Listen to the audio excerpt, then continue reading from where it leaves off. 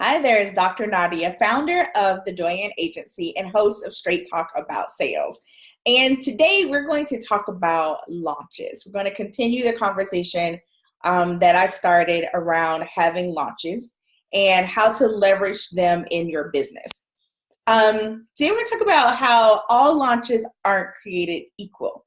So your launch, depending on what it is you're launching, will have some different parameters or some different dynamics.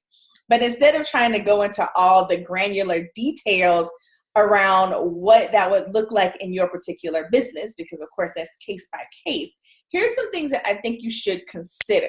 So one of the questions that I received in regards to launches was, what kinds of products or programs are best? The truth is, it's really up to you. I've seen quite a few different types of programs or products or services be able to successfully leverage the launch model. So one of the questions that you need to consider when you're looking at doing a launch is, why am I doing this launch? Because you may be thinking, well, Dr. Nadia, duh, that's a really easy question. I need some money. Not always. There's that, right? But I've seen people leverage launch models to leverage their book. And so they may put the book out there either at low cost or no cost. And then they leverage that for brand awareness, but also list building. And then on the back end, there are some other pieces to that launch strategy that then just that will bring in revenue. So it's not an immediate revenue generator. And then, of course, you have the launch model where you're launching your program or products. But then that's the second piece, is what is the price point? So why are you launching? What are you launching? I should throw that one in there. And then what is the price point? Because again, not all launches are created equal. In that, you'll look at your partners, who might be your promotional partners or JV partners. Who are they? How early do you need to get them engaged? What type of materials do you need to get ready for them? What is your launch period? How long will your cart remain open, or the doors remain open, depending again on what it is that you're launching?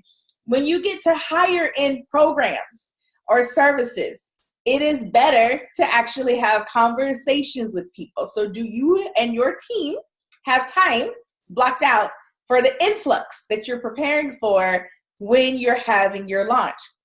So again, if it's a lower end program, then you can easily put up a page, have your cart open, and then you can just continue to have that conversation going more so online and leverage that, or via email versus actually voice to voice. You may also, because I do find sometimes people still have questions, that you leave your calendar open during that said period. What happens after the launch? Is that it?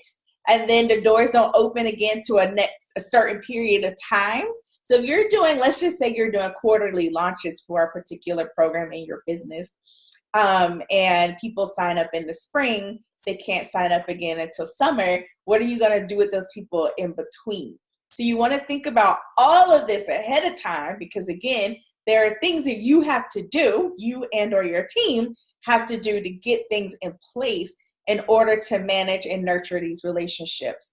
So those are definitely some of the things to think about as you're pulling together your launch so that it can be most effective for you. Another big piece of this that I didn't necessarily talk about at the beginning is, what is your overall revenue goal? And this is a big one, because we have to do some reverse engineering, if you will, depending on your revenue goal and your actual program price point. Sorry about that. You then have to decide how many. Then that's the easy math. If I'm trying to sell a $10,000 program and get $100,000, then I need to sell 10. That's really easy math. But depending on where you are, that may not be the case. You may be offering a $297 program. Different strategy, different numbers, depending on, again, what that revenue goal is and how often you're offering it. Because the reverse engineering piece, the other piece to that is, how many people do you need to get in front of? How many new leads are leads that you need to get in front of to start to bring into your awareness? How long do you need to nurture them before they actually buy? What does that process look like? How many people do you already have in your existing community? You know, these are things. Who are your JV partners, and what do their communities look like? Is that where your people are? All of that is very important information as you look to begin your launch.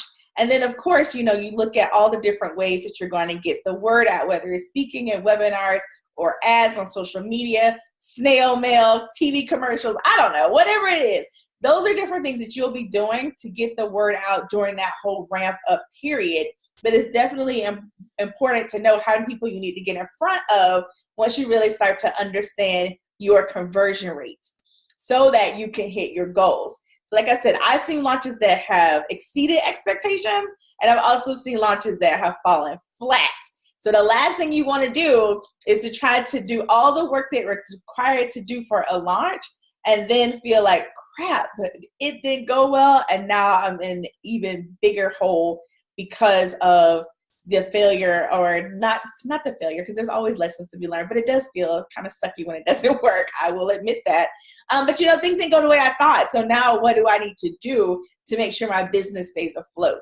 You also want to look at your time, because the time that is taken to prepare for launches a lot of times impacts the amount of time that you will have available to either have sales conversations to make sure your revenue is still coming in, and or how you're interacting with the number of clients that you can work with, depending on how your business is structured. So you want to make sure you pay attention to all of that when you're planning a launch. Of course, if you're continuing to do this over and over, after a while, you learn the lessons, you get everything set up, and you're like, yes, I'm ready. But again, when you're thinking about this, especially when you're just starting out, these are a lot of the things that you have to think about in order to have a successful launch. And then the other question I answered was, does every type of program or product or service have the same launch? And the answer to that is no. So just a little bit more on this whole launch series. So again, I want you to think about, why am I doing this launch? What is the ultimate purpose and the best outcome? And I would like to, you know, think of 3 good things that could happen from a launch, because it's not just revenue. Revenue is great. There are also some other really cool things that you can benefit from when you're doing a launch. The other thing is, what the heck am I launching? What's the price point? And what's the best strategy to make that happen? I'll also throw in there, how often do I want to do this launch? What are the parameters around that? Is it an annual launch? Is it quarterly? Is it twice a year? You know, all those types of things will definitely help you to shape how you do your launch. And then another thing I will throw in there is, you know, is this the primary crux of the revenue generated in my business? What other ways am I generating revenue in my business outside of launch periods? Is also something that you really, really need to think about as you're looking at it from a really high level, your launch strategy. So that's a little bit higher level, but it's definitely an important piece of information for you to consider. All right, so that was part 2 in our launch series. Stay tuned for part 3. Remember, not all launches are created equal. They can be amazing in your business when they're done right and when they work well. All right, this is Dr. Nadia with another episode of Straight Talk About Sales, signing off. I will see you again soon. Bye-bye.